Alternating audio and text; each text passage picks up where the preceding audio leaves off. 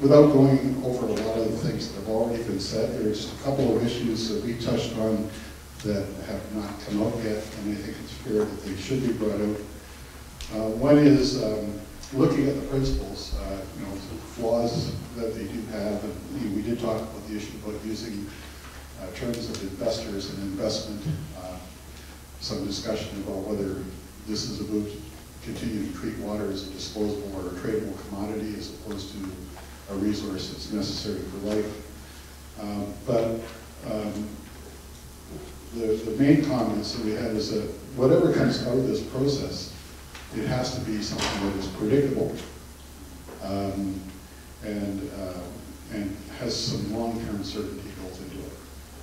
Because there certainly are some economic interests that do use water and rely on water licenses in the long term, and they need that long-term certainty for investor confidence and, you know, that kind of thing. So, the other thing was just implementation. Quite frankly, I mean, you can have all the principles that you want, but trying to implement those principles, because a lot of those similar principles are found in a lot of other resource conditions and regulation, and the implementation part becomes really problematic. And for that reason, there needs to be some kind of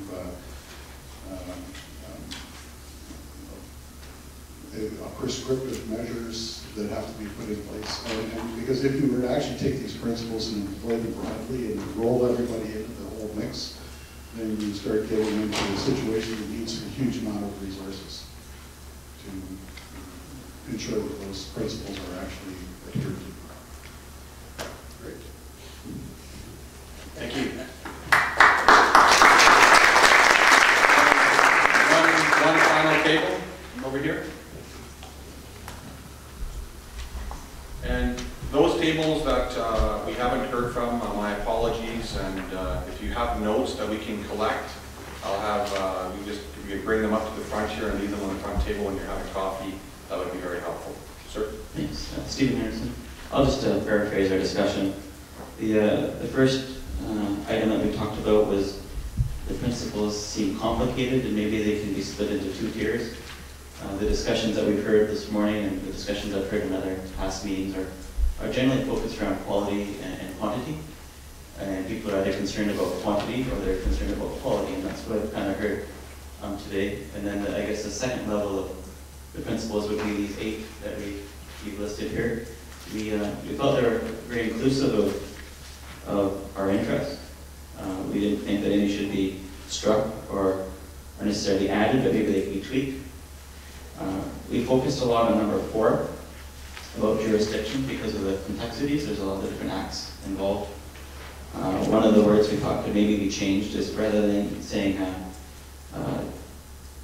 use jurisdiction rather than integrated, so that there's management tools for the jurisdiction across all levels of government.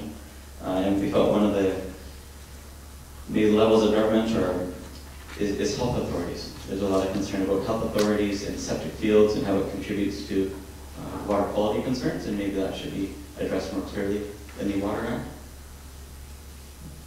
We did not have any concerns about the investment, the use of the word investment, but I think we recognize that maybe even as individual investors in homes, that if you're going to invest in a home, you need to have water as well. So that's, when you use the word investment, it can be, I think some of us maybe think corporation, but really it also respects domestic use as well. So we're fine with the word use of an investment or investor.